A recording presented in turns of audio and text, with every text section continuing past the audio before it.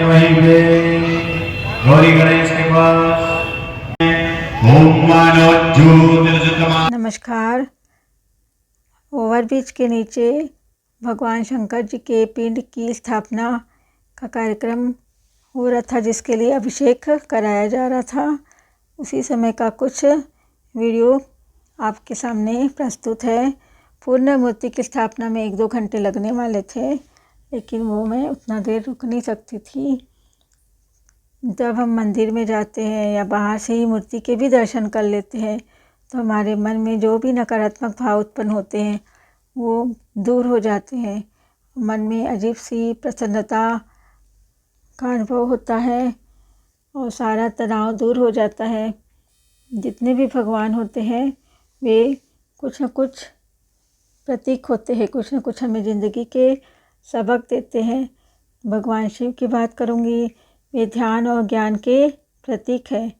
ज़िंदगी को किस नज़रिए से जिया जाए कि नकारात्मकता के बीच हम सकारात्मकता का प्रतीक बनकर उभरे और हर रिश्ते में परफेक्ट साबित हो।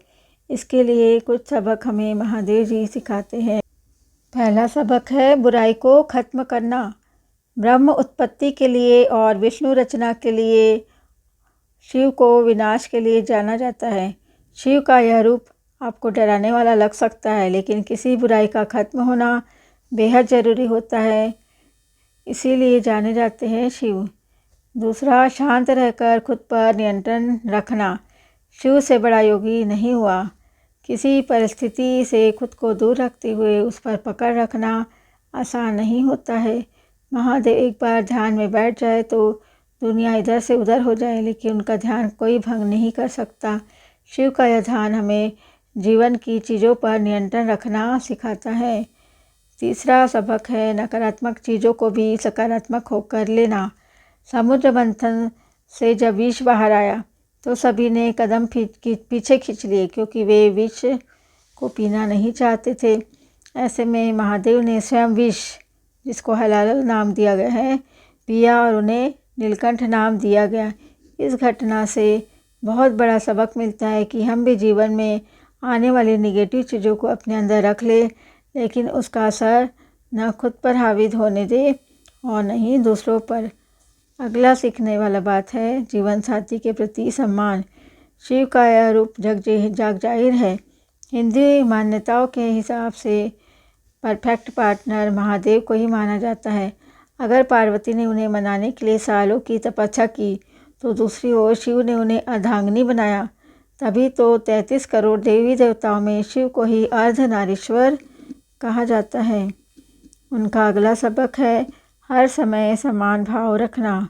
शिव का संपूर्ण रूप देखकर यह संदेश मिलता है कि हम जिन चीज़ों को अपने आसपास देख भी नहीं सकते, उसे उन्होंने बड़ी आसानी से अपनाया है। तभी तो उनकी शादी पर भूतों की मंडली पहुंची थी। शरीर में भभूत लगाए भोलेनाथ के गले में सांप लिपटा होता है। बुराई किसी में नहीं, बस एक बार आपको उसे अपनाना होता है। अगला सबक है तीसरी आँख का खुलना। शिव को हमेशा त्रयंबक कहा गया है, क्योंकि उनकी एक तीसरी आँख है। तीसरी आँख का मतलब है कि बोध या अनुभव का एक दूसरा आयाम खुल गया है। 2 आँखें सिर्फ भौतिक चीज़ों को देख सकती है, जो कि भीतर की ओर देख सकता है वह है बोध। इस बोध से आप जीवन को बिल्कुल अलग ढंग से देख सकते हैं। इसके बाद दुनिया में जितनी चीज़ों का अनुभव किया जा सकता है उनका अनुभव हो सकता है। इसलिए बनी बनाई चीज़ों पर चलने से पहले खुद को समझे सोचे। अगली सीख है अपनी राह चुनना। शिव की जीवन शैली हो या उनका कोई अवतार हो, वे हर रूप में बिल्कुल अलग है। फिर वो रूप तांडव करते हुए नटराज का हो, विष पीने वाले नीलकंठ, अर्धनारीश्वर, सबसे पहले प्रसन्न होने वाले भोलेनाथ का हो, वे हर रूप में जीवन को सही राह देते हैं। हम तनाव प्रबंधन के रामबाण सूत्र भी प्राप्त कर सकते हैं। भगवान शंकर के जटा में गंगा और त्रिनेत्र में अग्नि है, जिनकी आपस में दुश्मनी है। फिर भी शिव शंभू कितने शीतल और शांत है, ये सब जानते हैं।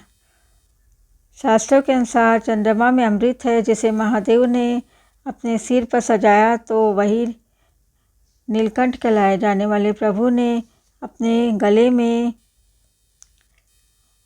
विष का ले लिया है, गले में जहर को स्थान दे रखा है, जिसका मतलब है कि वे जीवन दाता भी है और संहार करता, फिर भी शांत और शीतल है।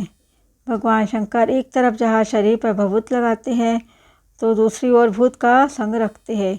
इनकी भी आपस में दुश्मनी है। ये भी इनकी शीतलता की एक परिभाषा बोल सकते हैं या एक उदाहरण कह सकते हैं। नागेश्वर के स्वयं गले में सर्प धारण करते हैं तो पुत्र गणेश का वाहन चूहा, तो वही पुत्र कार्तिकेय का वाहन मोर। इनकी सांप से दुश्मनी है, फिर भी हर परिस्थिति में प्रेम से रहते हैं।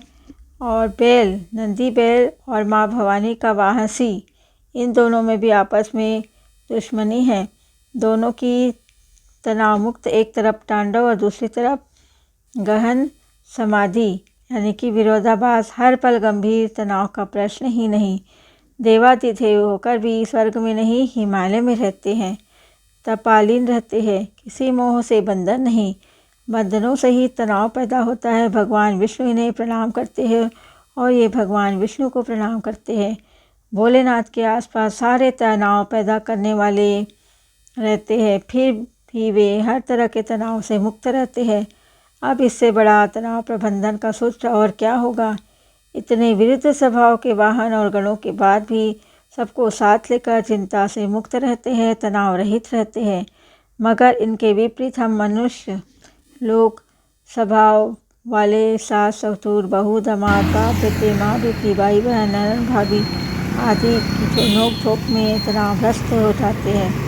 इतना ही नहीं, कार्यस्थल में विपरीत स्वभाव के लोगों के व्यवहार देखकर हम तनावग्रस्त हो जाते हैं।